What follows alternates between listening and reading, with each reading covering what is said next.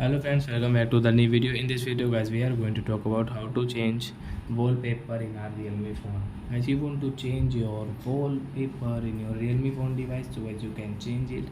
And guys, now let's see how to change wallpaper in our Realme phone. In this video guys, we are going to talk about it. So first of all guys, you can change your wallpaper in your phone setting. So guys, click on display and brightness, and as you can see wallpapers, and as live wallpaper, static wallpaper, we will type here. So you have this wallpaper, so as you can take your wallpaper from here, and guys you can change.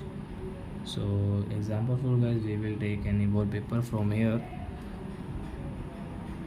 So with this moon wallpaper guys, we will take from here, and as you can see this type of wallpaper, and guys apply lock screen, home screen, lock and home screen. So we will change into both of wallpaper. So guys, now you can see wallpaper has changed in our Realme phone, home screen and lock screen wallpaper. So I hope friends you have understood how to change wallpaper in Realme phone. So that's it guys, thanks for watching. Now we will meet on next video with new topic. Before going guys, please go and like my video, subscribe my channel. Bye bye friends.